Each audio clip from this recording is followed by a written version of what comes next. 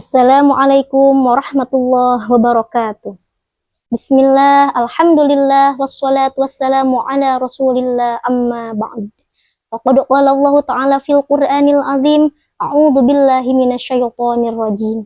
Wal kadhiminal ghaidha wal 'afina 'anil nas, wallahu yuhibbul muhsinin. Shadaqallahul azim. Sahabat kurma yang dirahmati Allah, alhamdulillah wa syukru ala ni'amillah. Berkat rahmat Allah subhanahu wa ta'ala, kita semua diberi kesempatan untuk bermuajahah dalam keadaan sehat walafiat. Di kesempatan yang singkat ini, mari sama-sama kita bahas sedikit tentang bagaimana cara cerdas mengelola emosi dengan takwa, yang sesuai dengan ajaran Islam, yang sesuai dengan ajaran Al-Quran dan hadis Nabi. Sebagaimana yang telah kita ketahui, semua orang tentu pasti pernah merasa marah. Hanya saja masing-masing berbeda cara dalam mengatasinya. Ada yang mampu mengelola emosinya dengan baik sehingga tidak menimbulkan dampak negatif. Lalu ada pula seseorang yang melampiaskan emosinya secara berlebihan sehingga menimbulkan kerugian banyak pihak, baik dirinya sendiri, keluarga, ataupun orang lain. Sahabat kurma yang berbahagia, sejatinya menahan amarah tidaklah mudah, sehingga Allah subhanahu wa ta'ala menjanjikan surga yang luasnya seluas langit dan bumi. Bagi siapa? Tentu bagi orang-orang bertakwa yang mampu menahan amarahnya. Sebagaimana firman-Nya di dalam Quran surah Ali Imran ayat 133-134. Walaupun sulit rasanya untuk seseorang dapat mengendalikan emosi ketika amarahnya tersulut, namun insya Allah ajaran Islam memberikan beberapa tuntunan yang cukup cerdas guna mengendalikan emosi seseorang. Cara ini insya Allah akan lebih mendewasakan emosi seorang mukmin. Di antaranya ialah sebagai berikut. Yang pertama, jika Anda merasa marah, maka diamlah. Jangan biarkan mulut Anda berbicara semaunya, karena dikhawatirkan akan mengeluarkan perkataan buruk yang akan merugikan diri sendiri dan orang lain. Sebagaimana Nabi Muhammad SAW bersabda, apabila salah seorang di antara kalian marah, maka diamlah. Hadis riwayat Ahmad. Yang kedua, berwudu. Air wudu yang menyejukkan akan banyak sekali menurunkan tensi emosional seseorang. Emosi, menurut pandangan Imam Ghazali, bagaikan api yang tersembunyi di dalam hati, seperti bara di dalam abu. Sebagaimana Rasulullah Shallallahu Alaihi Wasallam memberi analisa logis meredam emosi dengan berwudu. Sebagaimana diterangkan di dalam hadis, sesungguhnya emosi itu dari setan, dan setan diciptakan dari api, dan api hanya akan padam dengan air. Maka apabila salah seorang di antara kalian merasa marah, berwudulah.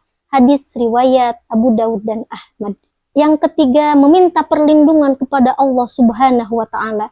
Apabila kita merasa marah, apabila kita merasa emosi, segeralah meminta perlindungan kepada Allah subhanahu wa ta'ala dari jerat-jerat syaitan yang ingin menguasai diri kita melalui emosi, dan dari bahaya emosi yang mampu menghancurkan siapa saja. Sebagaimana Nabi Muhammad SAW bersabda, apabila seseorang marah lalu ia berdoa, aku berlindung kepada Allah, maka akan tenang amarahnya. Hadis riwayat Ibnu Adi dari Abu Hurairah. Yang keempat ialah melakukan apa saja yang mampu menurunkan tensi emosional seseorang. Nabi Muhammad SAW memberi petunjuk, apabila seseorang marah dalam keadaan berdiri, maka duduklah. Apabila belum juga reda amarahnya, maka berbaringlah. Hadis riwayat Ahmad, Abu Daud, dan Ibnu Hibban. Tuntunan tersebut pada intinya memberikan alternatif guna meminimalisir emosi. Dan tentunya masih banyak lagi alternatif-alternatif lain yang dapat membantu mengurangi emosi kita. Contohnya ialah dengan cara mencurahkan isi hati kita kepada seseorang yang dapat dipercaya. Atau dengan cara menuangkan emosi kita, menuangkan isi hati kita ke dalam buku catatan pribadi. Yang kelima, hendaknya kita menjauhi segala sesuatu yang dapat memancing emosional kita. Salah satu contohnya ialah apabila ada kedua belah pihak yang sedang bertengkar, maka sebaiknya salah satu di antara mereka menghindar guna meredam emosi di antara mereka. Yang terakhir, yang terpenting ialah kita harus menyadari bahwa segala sesuatu yang mengecewakan itu telah tertulis takdir dan ajalnya. Karenanya semua orang perlu belajar untuk menerima kenyataan apa adanya.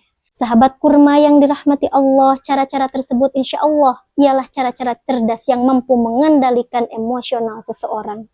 Walaupun sulit rasanya untuk kita dapat menaklukkan emosi, karena sejatinya emosi ialah hawa nafsu, dan hawa nafsu ialah musuh yang bersembunyi di dalam diri kita, yang mana harus kita perangi setiap saat.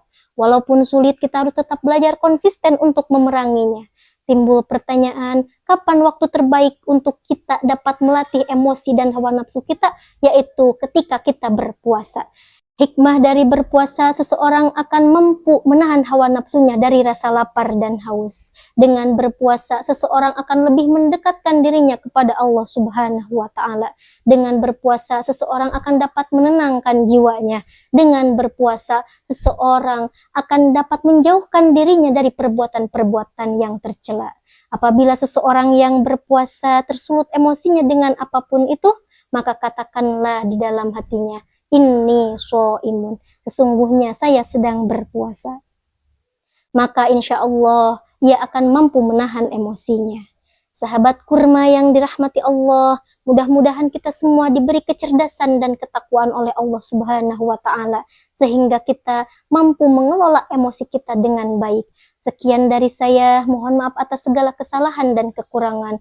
Wallahul muwafiq ila aqwamit thoriq. Wassalamualaikum warahmatullahi wabarakatuh.